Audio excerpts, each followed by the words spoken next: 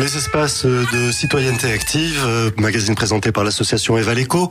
Le cycle cette année à nouveau sur l'Europe et vous.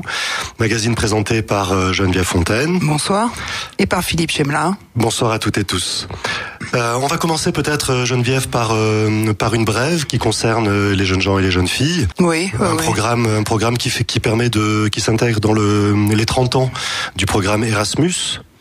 Oui, donc le programme Erasmus, c'est le programme au départ qui a été d'échange d'étudiants, enfin qui permettait aux étudiants des différents pays européens d'aller faire une partie de leurs études à l'étranger. Voilà, il y a un film bien connu. Voilà. Puis depuis 2014, en fait, le programme Erasmus s'appelle Erasmus+, et il a intégré la possibilité pour tous les jeunes, quel que soit leur cursus, qu'ils soient en formation professionnelle, en apprentissage ou jeunes créateurs d'activités ou d'entreprises, de pouvoir bénéficier des financements européens pour pouvoir aller voir ce qui se passe dans les autres pays concernant leur thématique ou leur filière professionnelle vers lequel ils s'orientent. Et là, donc, un petit programme qui est mis en avant, qui s'appelle Move to Learn, Learn to Move, en français. Oui, donc voyager pour apprendre pour voyager ou bouger. Donc c'est une nouvelle initiative dans le cadre des 30 ans du programme Erasmus et Erasmus+. Et pour les jeunes de 16 à 19 ans, donc c'est vrai que on voit bien qu'Erasmus s'est élargi. Et le but, c'est qu'au minimum 5000 jeunes reçoivent un droit de voyage, donc pour un montant entre 350 et 500 euros, pour aller visiter un autre pays. Donc pour financer les billets de train. Les billets de train, voilà, ou d'avion, ça peut être fait. Enfin, il y a des partenariats avec des compagnies, et ça prend place dans un réseau qui est important, qui s'appelle eTwinning, qui est une plateforme qui a été créée par l'Union européenne et qui rassemble aujourd'hui 450 000 enseignants, 175 000 écoles au travers de l'Europe, et qui finance chaque année 57 000 projets d'échanges scolaires. Et donc c'est une plateforme aussi d'échanges pédagogiques entre les pays et d'interconnaissance des systèmes pédagogiques et scolaires et universitaires entre les pays. Voilà, la plateforme s'appelle eTwinning, et vous pouvez trouver le lien sur le site de l'association Evaleco, donc www.evaleco.org. On va continuer, si tu veux bien, avec l'actualité, et puis une actualité brûlante qui risque de rester chaude pendant au moins quelques mois, sinon quelques années. C'est le Brexit. Et ce soir, on va peut-être faire un petit point sur ce fameux article 50 dont on entend beaucoup parler. Ça y est, la Grande-Bretagne a signifié, en faisant référence à l'article 50, son souhait de sortir de l'Union européenne, mais on ne nous explique pas très souvent ce que signifie cet article 50.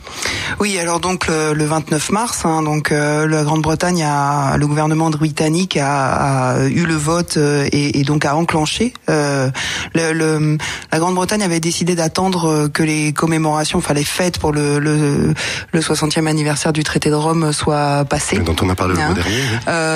De façon à pas gâcher la fête.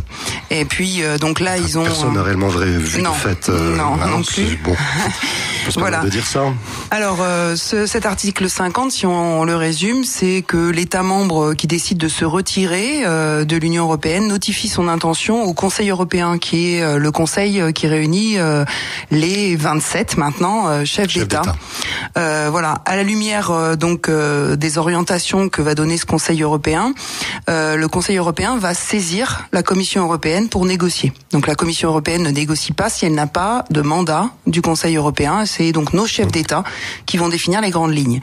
Ensuite, la Commission européenne va donc négocier et conclure, donc, on espère, avec le Royaume-Uni, un accord fixant les modalités de son retrait, en tenant compte, bien sûr, du cadre de ses relations futures avec l'Union. Mais l'Union européenne, a annoncé qu'elle allait d'abord négocier la sortie, et qu'ensuite on s'occuperait des éventuels accords. Là, on est dans une négociation traditionnelle où des rapports de force se manifestent. Voilà.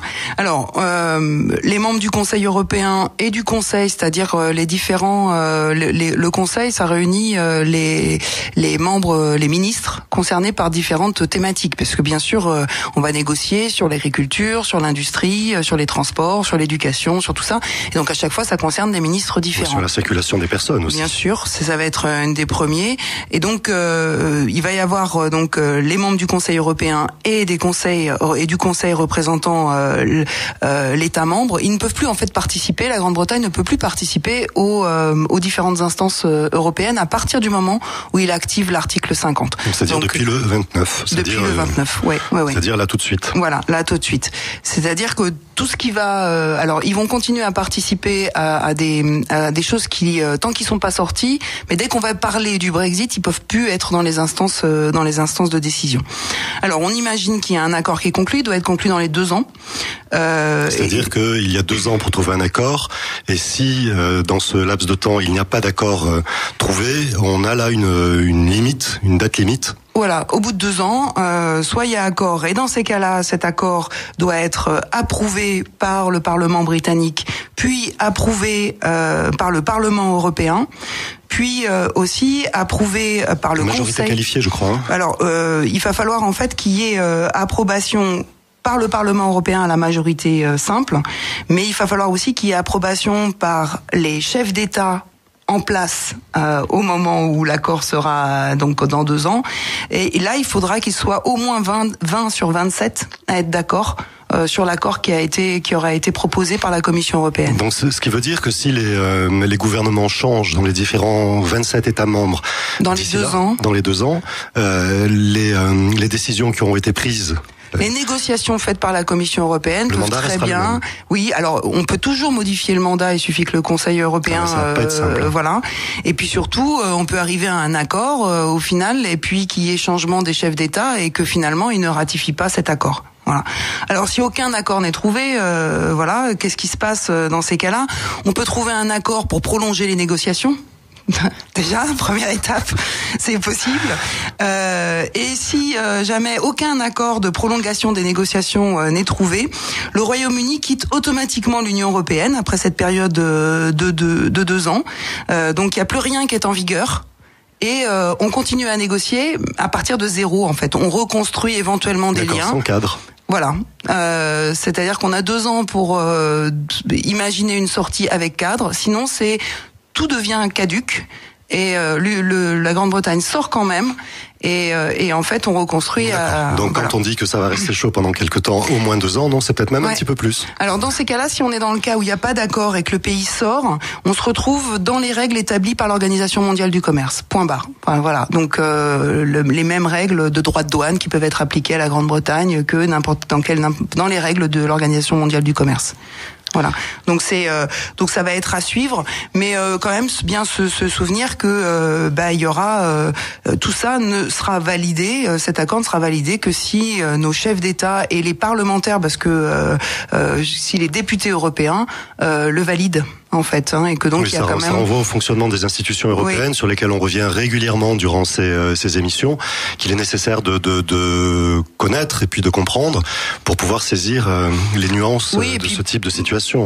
Parce que pendant 2 ans, on va entendre parler que la Commission négocie, donc on peut perdre de vue en fait que d'abord la Commission négocie à partir d'un mandat qui lui a été donné par des chefs d'État élus démocratiquement dans les différents pays, première chose, et que la deuxième chose, c'est que la Commission va négocier, on va en entendre parler, mais au bout du compte, c'est quand même des personnes élues, soit les chefs d'État et les députés européens, qui vont devoir ratifier cet éventuel accord. Vous écoutez Agora Côte d'Azur, les espaces de citoyenneté active proposés par l'association Evaleco, la citoyenneté européenne, ce cycle encore cette année. On continue nos brèves, Geneviève, si tu veux bien, et on parlait du Brexit, mais en même temps, eh bien, les députés travaillent, les députés européens travaillent, et ils viennent de voter pour combler les lacunes qui permettent aux entreprises, enfin en tout cas certaines entreprises, d'exploiter les différences fiscales entre l'Union européenne et les pays tiers. Je crois qu'on pourra y voir un lien aussi avec la situation que potentiellement crée le Brexit. Oui, alors déjà le contexte, donc c'était le 28 mars, la Commission des affaires économiques et monétaires, donc du Parlement européen, a voté un texte visant à combler les lacunes, donc qui permettent, c'est très clairement dit, à certaines multinationales de ne pas payer d'impôts sur les bénéfices, et ce en exploitant les différences qui existent entre les systèmes fiscaux des pays de l'Union européenne et ce qu'on appelle les pays tiers, c'est les pays qui ne sont pas dans l'Union européenne. Donc c'est une façon de jouer entre les différents systèmes. Oui, alors c'est pas une façon de jouer. En fait, les firmes multinationales exploitent le manque de coordination entre les systèmes fiscaux nationaux pour déduire les mêmes dépenses dans 2 juridictions différentes. Et donc, du coup, faire apparaître un résultat nettement plus faible et ne pas payer d'impôt sur les sociétés ou l'impôt qui serait normalement dû, ou bien de faire reconnaître un paiement comme fiscalement déductible dans une juridiction et non imposable dans l'autre. Donc en fait, c'est exploiter les écarts qu'il y a entre les juridictions. Donc les députés ont adopté cette résolution, 44 voix pour, 0 contre et 2 abstentions. Donc ils étaient relativement tous d'accord. Et donc de façon à ce que alors ça bien sûr ça va demander du temps à mettre en concordance, mais la déclaration en fait du rapporteur qui est Ole Ludvigsson, donc il disait que ces arrangements sont fréquemment utilisés par les grandes multinationales avec pour seule ambition de réduire leur impôt sur les entreprises. Nous avons été témoins de cela aussi bien chez Apple que chez McDonald's. Il est grand temps que ces sociétés payent une part équitable de l'impôt.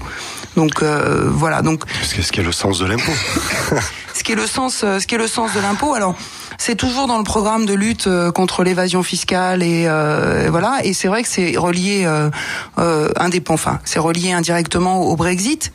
En tout cas, ça suppose que si on peut imaginer qu'une coordination fiscale puisse se mettre en place à l'intérieur de l'Union européenne, moi je vois mal comment il peut y avoir une coordination avec des pays tiers, des pays extérieurs à l'Union européenne, qui peuvent trouver un intérêt à ce genre de petit jeu fiscal, puisque malgré tout des entreprises se domicilient chez elles. Enfin, je vois mal comment on peut mettre en perspective une coordination. C'est déjà compliqué. Enfin, si elle existait, cette coordination entre les pays européens, l'harmonisation fiscale, ça saurait. Ça n'est pas le cas. Ça reste du débat. Et comment imaginer que ça puisse être possible avec des pays tiers? Alors, c'est pas tous les pays tiers. C'est des pays tiers qui ont des accords, effectivement, avec l'Union européenne.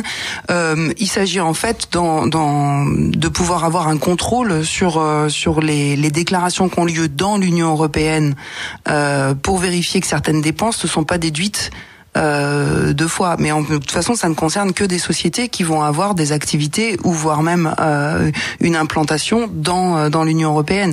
C'est pas si la multinationale est domiciliée et ne fait que vendre des produits dans l'Union européenne, mais qu'elle n'est pas domiciliée dans l'Union européenne, ça va pas forcément, ça ne la concerne pas. Elle va pas forcément payer d'impôts dans l'Union européenne. Ouais. Je vois toujours très mal comment ça va pouvoir être possible. Mais si on fait le lien avec le Brexit et ce que ça peut impliquer, on a aujourd'hui par exemple ce genre de situation qui a été discutée par rapport à l'Irlande.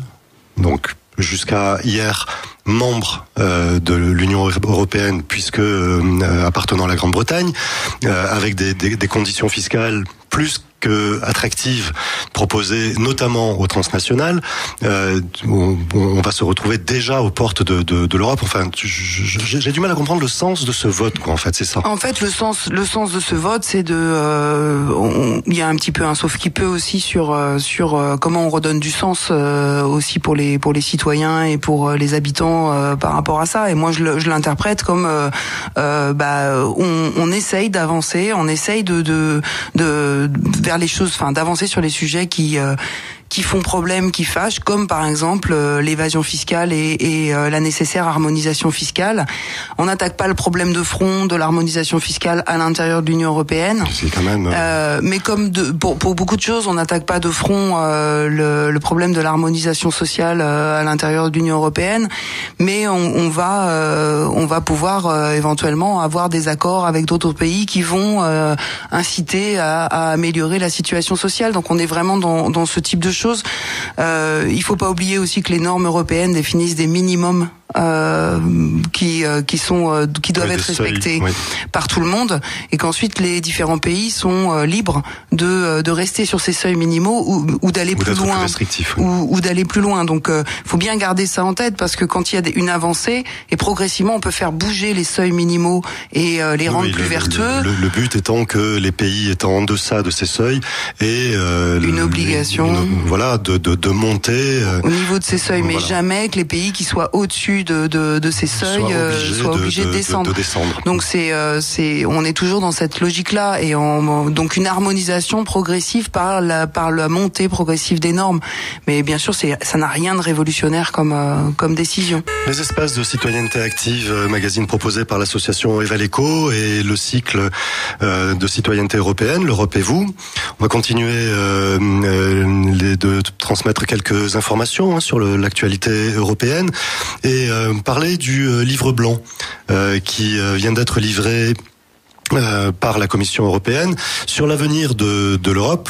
Et donc ce livre blanc propose 5 scénarios, ce qui nous permettra aussi de refaire un petit éclairage sur les processus de fonctionnement au niveau de ce type de démarche. Comment les choses s'articulent les unes derrière les autres à partir du moment où une discussion est lancée.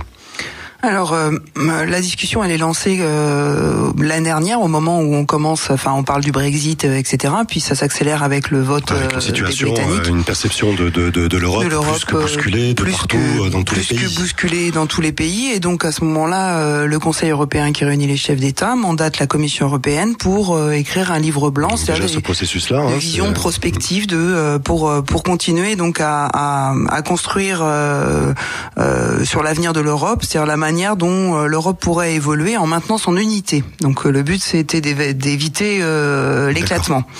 Donc il y a déjà un scénario qui est évacué. Voilà, c'était l'idée que c'est là dans ce scénario, il y a pas on se sépare, au revoir, voilà. Donc la Commission européenne devait livrer ce livre blanc là cette semaine, la semaine dernière pour préparer le sommet des chefs d'État qui était suite au 60e toujours anniversaire du traité de Rome. Oui, c'est la fête. Voilà, donc et donc dans ce livre blanc préparé par la Commission européenne, il y a 5 scénarios. Ensuite, la procédure, si je finis là-dessus, c'est que les chefs d'État, donc dans un sommet européen du Conseil européen, vont donner mission éventuellement à la Commission de continuer avec pour but d'arriver à un texte législatif qui serait prévu pour juin 2019, c'est-à-dire qu'au moment où on aura officialisé la sortie de la Grande-Bretagne. Et pure coïncidence. Pure coïncidence. Et donc entre-temps, bien sûr, la Commission européenne va consulter. Il va y avoir forcément des consultations publiques auxquelles tout citoyen, association, entreprise, tout type de personnes physiques ou morales peut répondre pour donner son avis sur on pourra donner. Oui, voilà. Qu'est-ce qu'on voudrait c'est ce qu'on rappelle régulièrement à travers ces émissions. Il y a la possibilité de participer.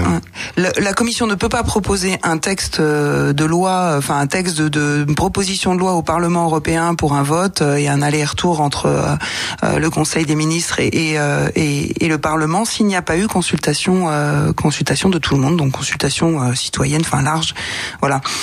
Donc on sera consulté. Alors et puis ensuite il y a vote par le Parlement. Il faut que ça soit approuvé aussi par nos chefs d'État, voilà.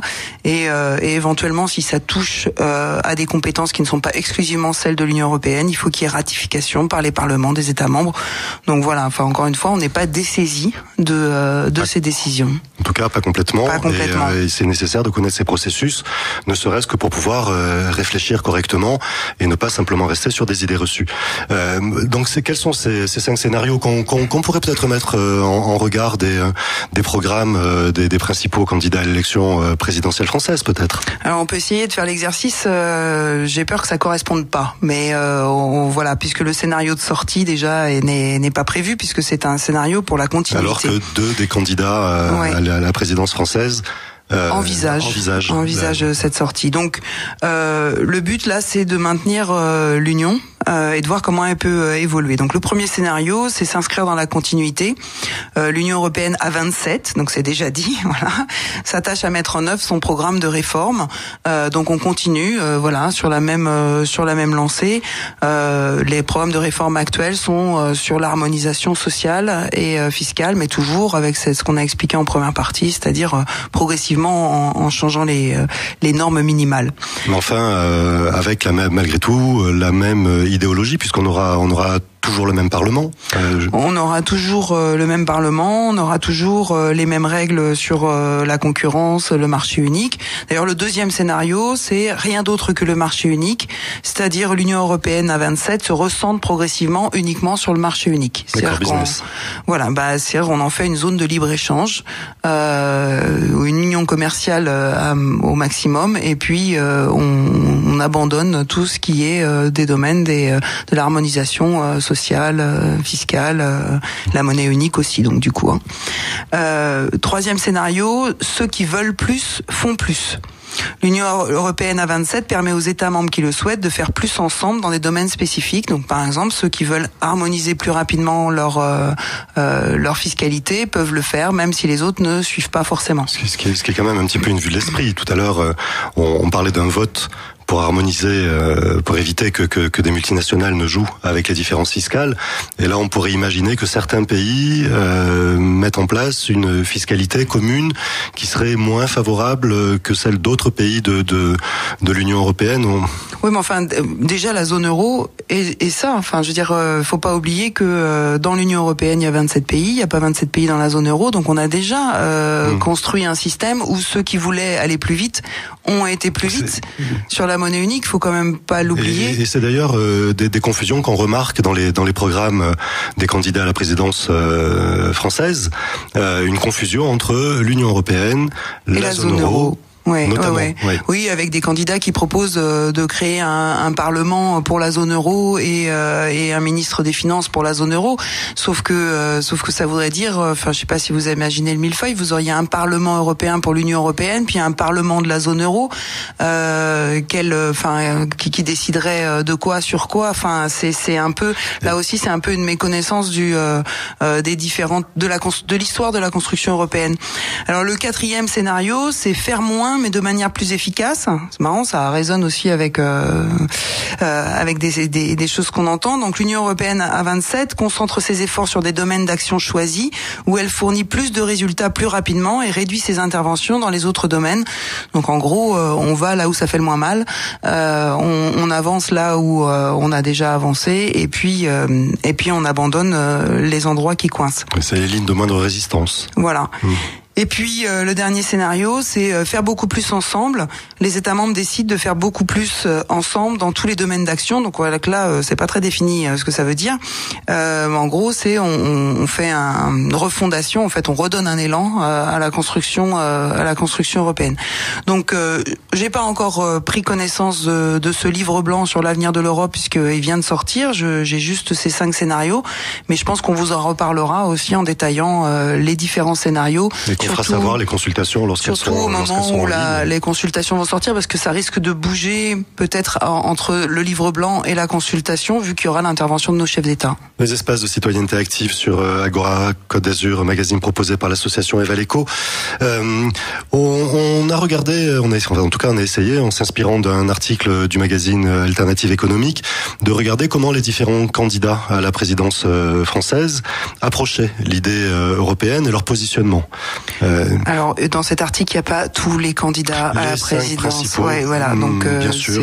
Voilà. Et donc, on s'en excuse. C'est à la mode. Voilà, c'est à la mode, mais en même temps, on n'a pas effectivement fouillé on s'est basé sur ce qui a été publié. Mais en regardant malgré tout rapidement puisqu'il y a 11 candidats officiels aujourd'hui, on voit bien qu'il y a malgré tout ces deux mêmes tendances. D'un côté, un bras de fer mais si ça passe pas, on s'en va. C'est le cas du programme du Front National. C'est aussi le programme de la France Insoumise, de Jean-Luc Mélenchon. Et on va retrouver sur la ligne du Front National Monsieur Asselineau, Monsieur Dupont-Aignan, tous les programmes qui sont... Enfin, sur l'échiquier français à l'extrême droite, enfin c'est comme ça qu'on les qualifie, et de l'autre côté, eh bien des propositions de négociation qui ne semblent pas véritablement prendre en compte le mode de fonctionnement de l'Union européenne aujourd'hui. Non. Donc pour ce qui concerne le Front National, on a l'idée qu'on va forcer l'Allemagne à renégocier les traités, etc. Et que si ça passe pas, on s'en va. Puis voilà, bon, c'est pas très clair. Avec l'idée d'un référendum. Oui. C'est un peu plus poussé en ce qui concerne Jean-Luc Mélenchon, puisqu'il y a l'idée de effectivement proposer une renégociation des traités, en particulier des traités qui portent sur l'Union européenne, enfin l'Union monétaire, c'est-à-dire celle qui engendre les règles des 3% du PIB, des 60% de la dette publique, c'est-à-dire celles qui sont responsables des politiques d'austérité. Parmi les 5 candidats, c'est celui qui semble avoir la meilleure connaissance, en tout cas faire référence aux bons endroits. Du fonctionnement. Aux bons endroits de fonctionnement des institutions européennes, effectivement, en disant que dans ces cas-là, on pourrait éventuellement sortir de la monnaie unique pour faire une monnaie commune. Donc il y a des propositions quand même pour qu'on ne sait pas je sors point barre quoi. S'il y a aussi des propositions. Après, on trouve des propositions qui sont effectivement d'aller plus loin dans l'Europe en la démocratisant. C'est le cas de Benoît Hamon. Benoît Hamon. Donc aller en pensant que, enfin, avec cette idée que plus de démocratie, plus de démocratisation, engendrera une Europe le plus sociale et moins d'austérité. Voilà. Donc après, si on continue, on trouve des choses qui sont assez étranges, effectivement, dont j'ai un peu parlé tout à l'heure. On trouve ça chez Emmanuel Macron et chez François Fillon, où on propose la création d'un parlement de la zone euro. Ça me semble, on parle même pour Monsieur Fillon de rééquilibrer. De redonner du pouvoir au chef d'État. De redonner du pouvoir au chef d'État au détriment de la Commission. Enfin, de rééquilibrer, alors que la Commission prend tous ces ordres déjà des chefs d'État, que il y a bien une réunion des ministres de l'eurozone, des ministres des Finances de l'eurozone, à chaque fois qu'il va y avoir après un sommet européen, etc. Donc, je pense que ce qu'ils veulent dire, c'est une remise en cause de l'indépendance de la Banque centrale européenne, mais encore une fois, faut pas s'adresser à la Commission, puis c'est pas la peine de taper sur la Commission. Là, c'est pas le, voilà. Donc c'est vrai que c'est peut-être qu'une traduction de choses, mais on n'a pas l'impression là non plus que. En parcourant quand même les programmes, on voit bien qu'il y a ce type de confusion, ce qui est quand même un peu paradoxal et on a tous pu constater que en tout cas les messages qui sont transmis en France, c'est les marges de manœuvre qui sont limitées par l'Union européenne qu'on appelle souvent la Commission européenne. C'est souvent comme ça que les choses sont exprimées. On retrouve ces mêmes confusions c'est surtout une confusion pour moi entre l'Union européenne et la zone euro, parce que c'est les règles de la zone euro qui effectivement donnent des contraintes, qui fixent des contraintes budgétaires, mais encore une fois contraintes que nos parlements ont ratifiées, que nos chefs d'État de l'époque ont décidé. Oui, mais qui portent en elles les limites de toutes les promesses qui sont faites. Bien sûr. En fait, ça nous renvoie à tout ce qu'on a dit, c'est-à-dire qu'une monnaie unique ne peut fonctionner, c'est la théorie, mais une monnaie unique ne peut fonctionner que s'il y a harmonisation sociale et fiscale. Sinon on fait quelque chose qui est bancal de fait. Donc on rejoint effectivement les scénarios qui disent qu'il faut aller plus loin pour pouvoir avoir tous les bénéfices de la monnaie unique. Mais bon, ça c'est en théorie, hein, et puis un jour on ira vivre en théorie, parce qu'en théorie tout se passe toujours bien. Ouais, c'est ça. On va continuer, si tu veux bien, avec les objectifs rapidement, peut-être les objectifs du développement durable. Oui, alors il y a des groupes en ce moment. Du coup, voilà, c'est toujours ça. L'association Evaleco, sur le voilà, principe. il y a un groupe qui s'appelle Ambition Europe 2030 qui s'est constitué en fait avec des grands, par exemple en France c'est le comité 21, donc qui est en charge effectivement de promouvoir les agendas 21 auprès des collectivités, des entreprises, etc. Donc un peu partout en Europe, il y a comme ça des think tanks ou des ONG qui ont un peu de poids, qui se sont regroupés avec dans cette idée, puisque vous réfléchissez à l'avenir de l'Europe, pourquoi vous vous baseriez pas sur les objectifs de développement durable qui ont été donnés par l'ONU à tous les pays membres de l'ONU, et plus seulement qu'aux pays en développement, comme c'était avant, mais maintenant qui concernent aussi les pays développés, que chacun des pays développés, dont la France, a dû traduire, voilà. Et ce qui est intéressant dans ces règlements, enfin, en tout cas, ces objectifs qu'on se donne. Et ce qui est très intéressant, c'est qu'il y a 17 objectifs et que l'ONU a posé qu'on ne pouvait pas les choisir. On peut pas choisir. Je peux pas choisir de m'intéresser plus à la vie aquatique qu'à la vie terrestre, plus à la lutte contre la pauvreté que à la qualité de l'alimentation. Je dois traiter forcément en système ces 17 objectifs.